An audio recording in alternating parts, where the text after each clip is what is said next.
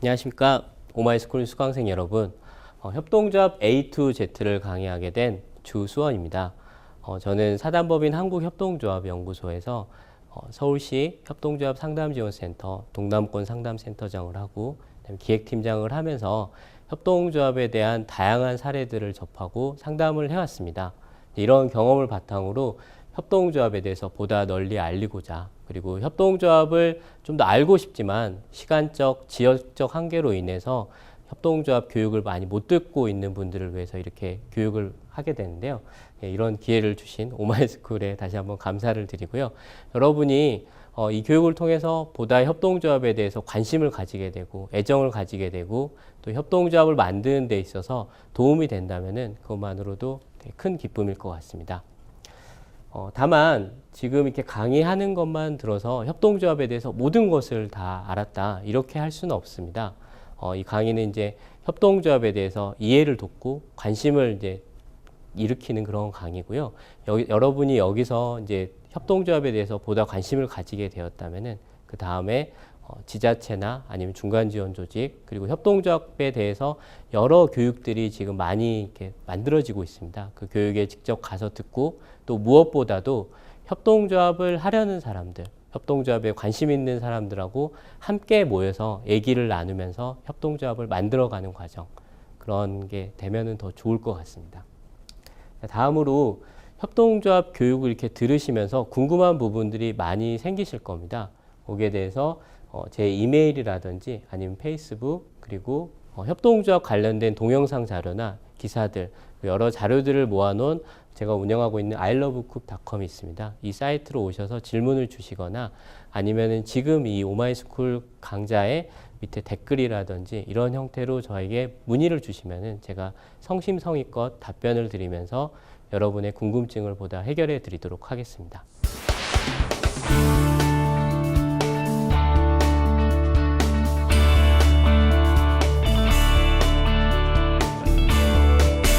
먼저 여러분들한테 이제 드리고 싶은 부분은 왜 협동조합인가라는 겁니다. 요새 이제 협동조합에 대해서 많이들 얘기를 하기 시작했는데 그렇다면은 왜 사람들이 갑자기 협동조합에 대해서 관심을 많이 가지게 되고 협동조합 얘기가 많이 나오기 시작했을까? 이 부분에 대해서 이제 배경 설명을 드리려고 합니다. 아시다시피 2012년은 세계 협동조합의 해였습니다. 유엔에서 2009년에 2012년을 세계 협동조합의 해로 정하자 이렇게 됐는데요. 왜 그러면은 유엔은 어떤 해를 이렇게 협동조합의 해로 정하게 됐을까요? 거기에 앞서서 이 전후로 무슨 해인지 이렇게 한번 살펴볼까요? 2010년 무슨 해일 것 같으세요? 네, 여기는 동식물 여러 다양한 종의 이제 보호하자. 왜냐하면 이제 지구 환경이 변하면서 여러 종들이 이제 사라져 가고 있잖아요. 그런 종을 보호하는 걸 주제로 했습니다. 2011년은 세계 산림의 해였고요. 2013년은 세계 물 협력의 해였습니다. 이렇게 네 가지를 놓고 본다면은 2012년 세계 협동조합회가 조금 생소하게 보일 수 있습니다. 왜냐하면 나머지 세 가지는 인류가 공동으로 고민하는 문제, 환경에 대한 부분, 자연에 대한 부분이기 때문이죠. 그렇다면 거꾸로 협동조합도 인류가 함께 고민해야 될 문제가 되지 않았을까? 이렇게 생각해 볼 수 있습니다. 왜 그럴까요? 아까 2009년에 세계 협동조합회로 정했다고 했죠. 거꾸로 거슬러 올라가면은 2008년에 미국으로부터 시작된 세계 금융위기가 있습니다.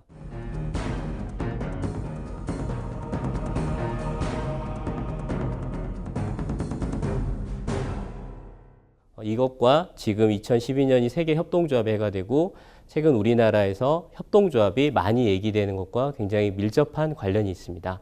아시다시피 미국에서 시작된 금융위기로 인해서 굉장히 이렇게 월가를 점령하라 해서 미국에서도 굉장히 대규모로 이제 집회가 일어났었고 유럽에서도 굉장히 많은 피해들이 생겨났습니다. 이제 이런 어느 정도의 피해를 겪은 다음에 유엔에서 한번 조사를 했겠죠. 세계적으로 어느 정도 피해를 겪고 있고 고통을 겪고 있는지 이렇게 조사를 하고 나니까 좀 특이한 사실을 하나 발견했습니다. 협동조합은 굉장히 위기에 강하다라는 점을 이제 발견을 했습니다. 유럽에서 이제 금융협동조합에 한해서 이제 살펴본다고 했을 때 네덜란드의 라보뱅크라고 이제 협동조합이 있는데요. 2008년 금융위기에 오히려 예금이 20% 급증했습니다. 예, 다른 주식회사라든지 이런 은행보다 협동조합 은행이 더 오히려 믿음이 간다라고 하면서 예금이 이제 늘어나게 된 거죠. 또 여기 같은 경우에는 다른 이제 은행들이 정부의 금융 지원을 받는 데 반해서 유일하게 금융 지원을 받지 않고 오히려 성장을 했던 은행이라고 합니다. 그러면 이게 네덜란드만 이럴까요? 그렇지 않습니다. 스위스 라이파이젠 같은 경우에 그 당시에 국내 순위가 10위권 바깥이었다가 이 위기를 겪으면서 오히려 4위로 올라서게 됐습니다. 협동조합은 왜 위기에 강할까요?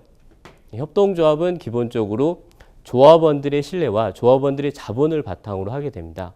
그래서 외부 자본에 크게 흔들리지가 않게 되는 거죠. 금융위기는 어떤 면에서는 실물 경제 위기보다는 그런 자본의 위기였습니다. 그래서 투자자들이 굉장히 썰물 빠지듯이 쭉 빠져나가는 부분이 있었죠.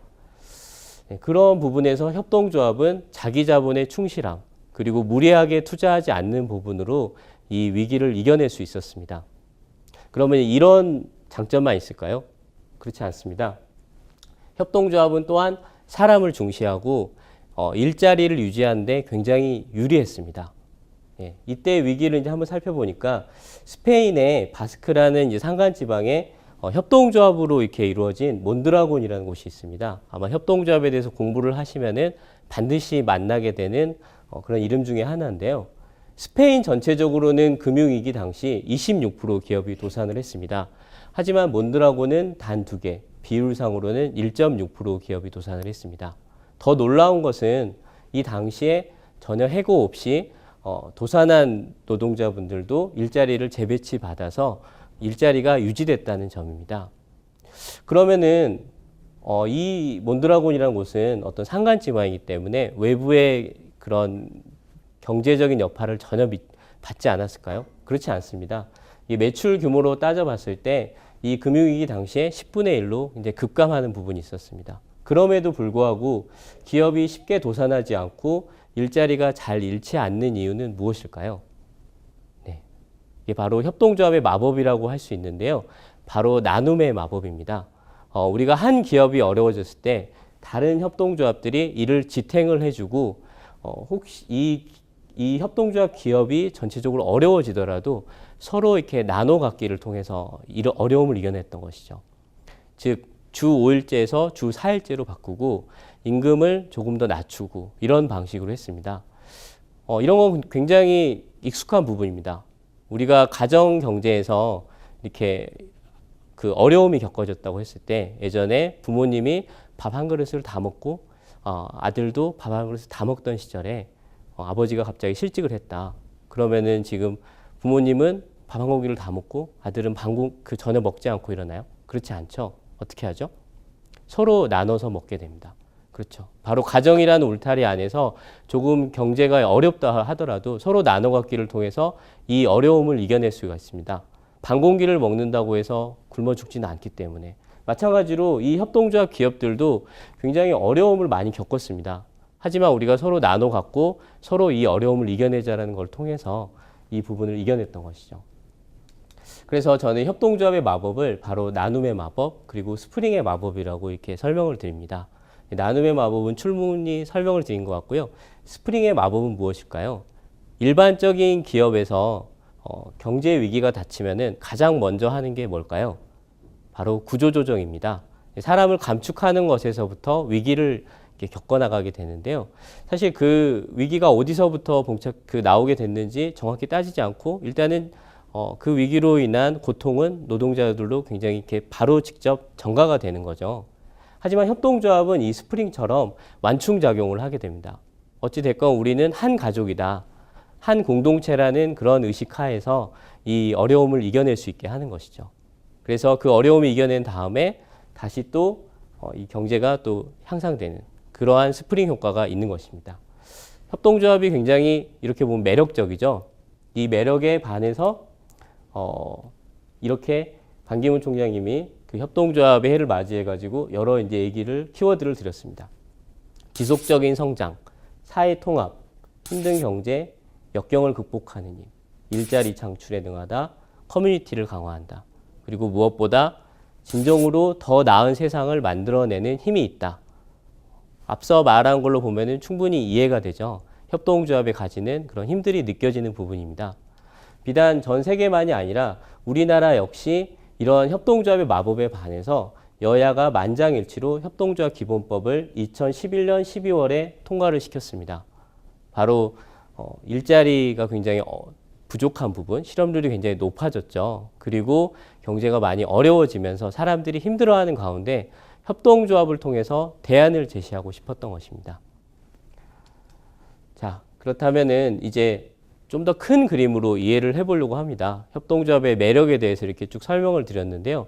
협동조합을 다시 한번 역사적으로 그리고 전 지구적으로 사회적 경제라는 틀로서 다시 바라보려고 합니다.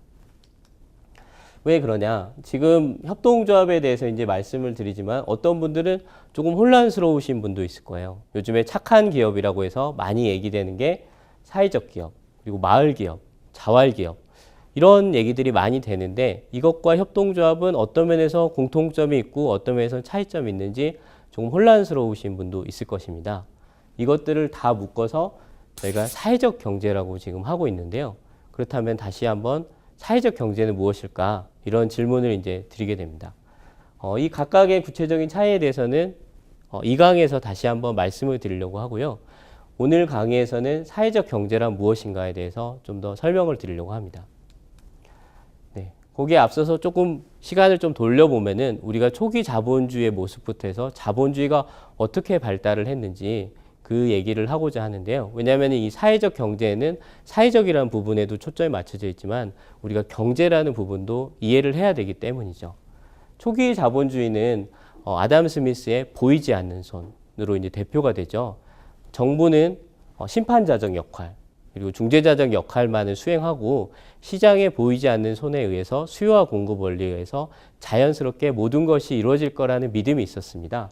바로 이렇게 노동자나 사용자 간의 수평 관계가 이제 이루어지고 정부는 이 가운데서 중간자적 역할만 하면 된다. 그래서 초기 자본주의 국가를 이렇게 야경 국가라고 하죠. 밤에 이제 경찰 역할만 하면 되는 것, 최소한의 치안과 국가를 이렇게 보호하는 것, 그 정도 역할만 국가는 해도 된다라고 이제 생각을 했었습니다. 근데 과연 그러했을까요? 네, 그렇지 않습니다. 아담 스미스는 국가가 어떻게 부를 창출하는 건가에 대해 이제 초점을 많이 맞췄는데요. 그로 인해서 나타난 모습들은 굉장히 이 노동자들의 열악한 노동 환경, 그리고 아동 노동, 그 다음에 임산부의 노동이라든지 많은 사람들이 고통을 받게 됐습니다. 그래서 샤를르 지드라는 이제 사회적 경제학에서의 어떤 선구자라고 할 수 있는 분이 이렇게 얘기를 했습니다. 기존의 경제학은 부를 창출하는 것에 대해서는 얘기를 했지만은 그게 어떻게 창출이 되고 어떤 식으로 분배되는 거에 대해서는 아무런 말을 하지 않았다. 경제라는 게 무엇일까라고 한번 다시 생각해 볼 수 있을 것 같습니다. 아마 홍기빈 선생님의 살림살이 경제학 들으신 분도 있을 테고, 이 김수행 선생님의 마르크스 경제학 들으신 분도 이제 많이 있으실 것 같은데요. 오마이스쿨 수강생 여러분 중에서 우리가 경제라고 했을 때 단순히 사회적인 전체적인 부를 창출하는 것만이 답은 아니죠. 예. 어떤 식으로 그 부를 나눌 것인가, 그리고 그 부를 만들어지는 과정에서는 어떻게 할 것인가라든지 여러 가지 다양한 가치들이 있습니다. 하지만 기존의 경제학은 그런 부분에 대해서 아무런 얘기를 하지 않았던 것입니다. 그래서 이제 이 자유방임 자본주의도 한계가 부딪혔죠. 예. 그래서 2차 세계대전 전후로 해서 수정 자본주의가 나오게 됩니다. 케인즈주의로 해서 굉장히 복지국가가 많이 발전을 하게 되고요. 그 다음에는 여러분도 아시다시피 복지국가의 한계 속에서 신자유주의가 이제 1970년대부터 나오게 됩니다. 이 세계와 맞물려서 다시 이전 형태로 좀 돌아가는 모습을 보였었죠.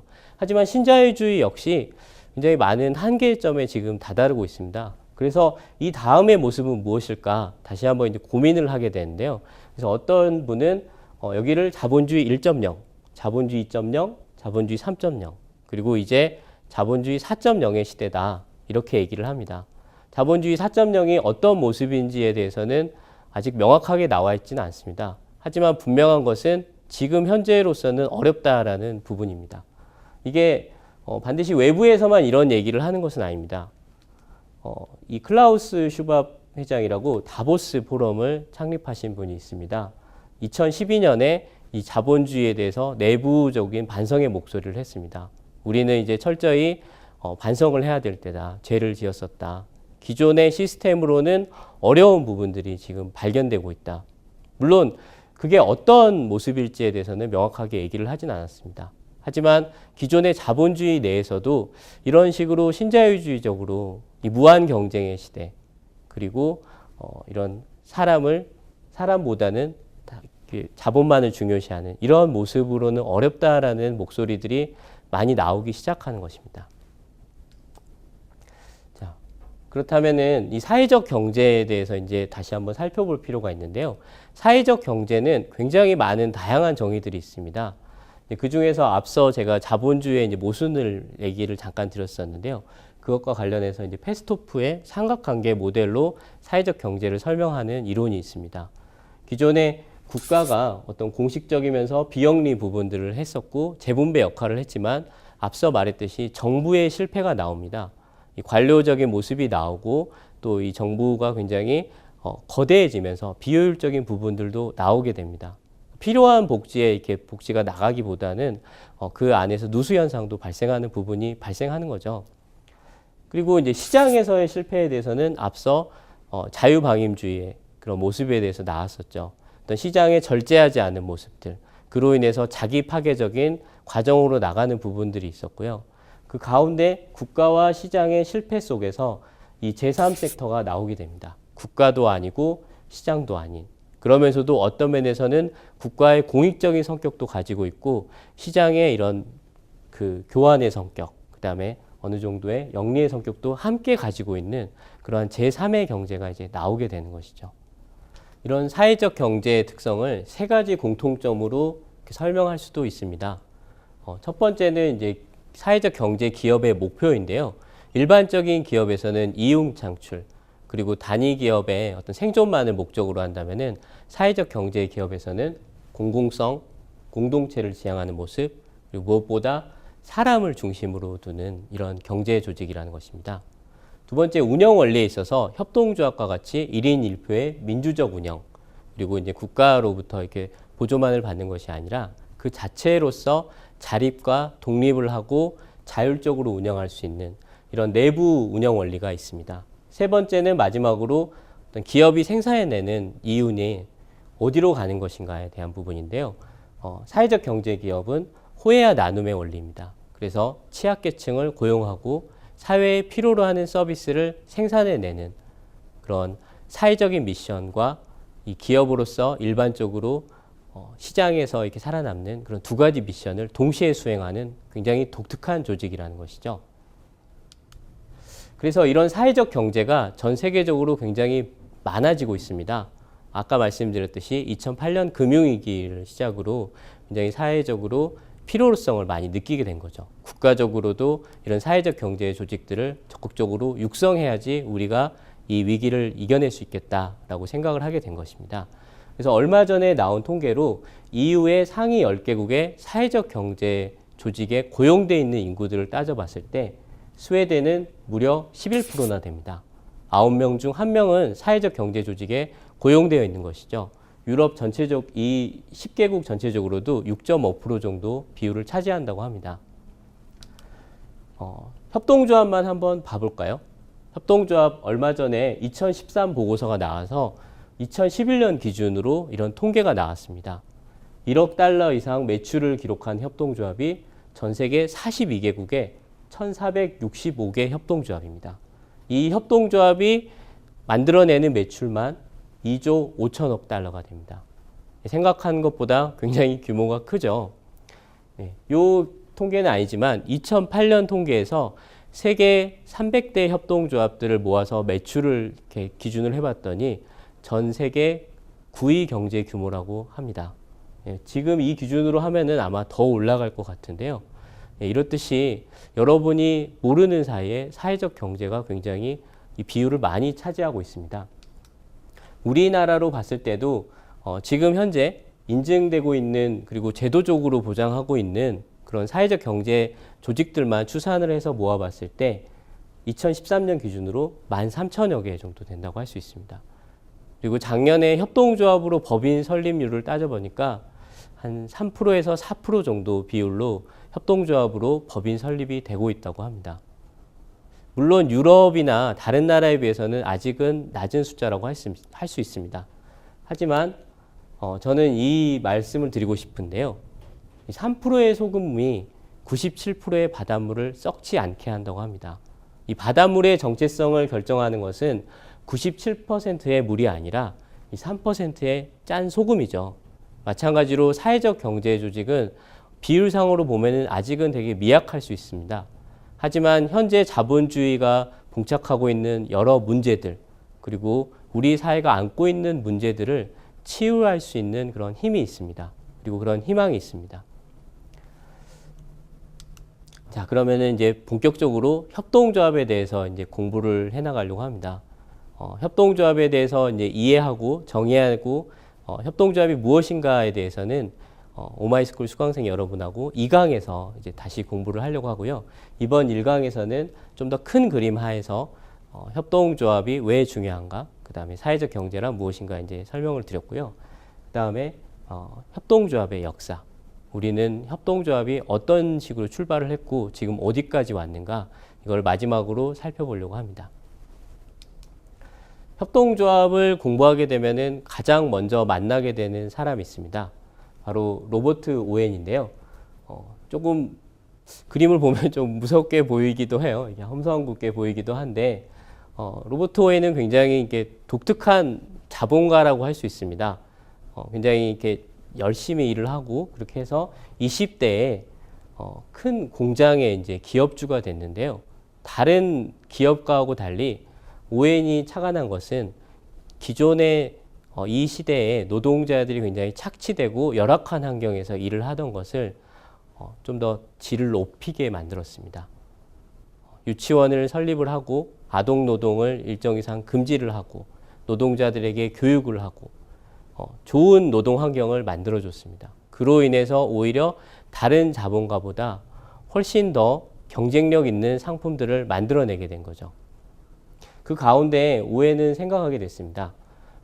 이 노동자들이 자주적 관리를 하면서 노동자들이 스스로 운영하는 협동의 모델, 이게 바로 경쟁력 있는 모델이 아닐까. 그리고 그로 인해서 사람들이 더 행복해지고 더 협동할 수 있는 그런 사회가 그려질 수 있지 않을까라고 생각을 하게 된 것이죠. 그래서 앞서의 뉴 라나크 공장에서의 실험을 바탕으로 미국에서 뉴 하모니 공동체를 이제 실험을 하게 됩니다.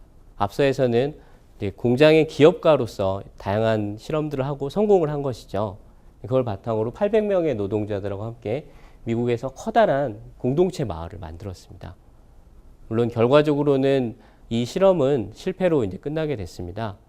어떤 공장에서의 자기가 통제할 수 있는 범위에서의 그런 것보다 이 새로운 나라에서 이 새로운 실험들은 좀 어려운 부분들이 많이 생겼고 결국에는 이제 사기도 당하고 기존에 이제 쌓아뒀던 전 재산도 탕진을 하면서 결국에 오웬은 이제 말년에 좀 쓸쓸하게 죽어갔는데요.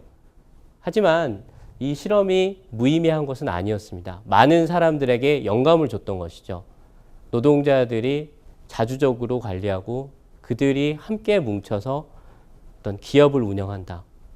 굉장히 꿈 같은 일이라고 생각했는데 이 오웬을 통해서 이게 어느 정도 가능할 수 있겠구나라는 것을 보여줬습니다. 그 다음으로 이 생각을 바탕으로 이제 윌리엄 킹이 나오게 됩니다.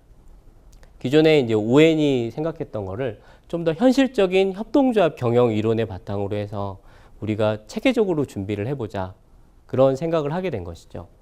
그래서 협동조합인이라는 잡지를 발행하면서 여러 연구들을 진행을 했습니다.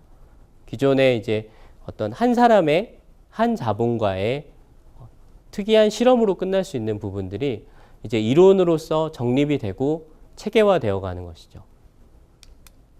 그러한 성과들을 바탕으로 해서 1844년에 최초의 성공한 협동조합이 나옵니다. 바로 여러분이 익히 알고 있는 로치데일인 거죠. 하지만 우리가 역사를 배울 때 최초의 성공한 협동조합이 뭐다? 이게 중요한 것은 아니죠. 중요한 것은 왜 성공을 했느냐, 그리고 기존의 실패한 협동조합하고는 어떤 점에서 차별성이 있었느냐라는 점일 것입니다. 그런 점에서 이 로치데일은 굉장히 흥미로운 부분들이 많이 있습니다. 여러 성공 요인들이 있고 협동조합 7원칙이라고 하는 부분들도 이 로치데일에서 이제 만들어진 부분이기도 합니다. 그 중에서 이제 몇 가지만을 짚어보려고 하는데요. 당시만 해도 시장 경제가 아직 확립이 되지 않았던 때였습니다. 그래서 질량을 속여서 팔기도 하고 밀가루 안에 다른 이물질을 섞어서 팔기도 했습니다. 하지만 이 로치데일 협동조합은 철저하게 정직함을 통해서 시장에서의 신뢰를 얻게 됩니다. 그로 인해서 구매 유인을 많이 자극을 하게 된 거죠. 두 번째로 지금은 굉장히 이제 보편화된 거라고 할 수 있는 이용고 배당. 요즘에는 일반 회사, 주식회사에서도 이 제도를 많이 활용하고 있습니다. 여러분이 마트에 가게 되면은 뭘 하게 되죠? 네, 그렇습니다. 포인트 카드를 만들죠. 그래서 많이 구매하면 할수록 그 포인트가 쌓이게 되고 포인트를 바탕으로 나중에 결제를 하게 됩니다. 그렇게 되면 어떻게 될까요? 조금 멀더라도 내가 포인트 카드를 만든 곳, 내가 포인트 점수를 많이 쌓은 곳에 가서 자연스럽게 구매를 하게 됩니다. 구매가 또 다른 구매를 낳게 되고 그런 유인 동기가 발생을 하게 되는 것이죠. 이제 그러한 어떤 사업적인 마인드뿐만이 아니라 이용고 배당은 다음 시간에 설명하겠지만 이용자 중심의 사업 조직이라는 협동조합의 정체성을 최초로 설립해주는 그런 계기가 됐습니다. 자, 그리고 또 하나 이제 주목하고 만한 부분인데요. 이 당시만 해도 여성의 참정권이 보장되지 않았습니다. 1930년대 가야지 최초로 이제 참정권이 보장이 되는데요. 하지만 로치데일은 혁신적으로 모든 조합원, 여기서는 모든 조합원이란 남성과 여성 둘 다를 말하게 됩니다. 즉 여성에게도 1인 1표의 그런 권리를 보장했던 것이죠. 이게 어떤 의미가 있을까요? 네.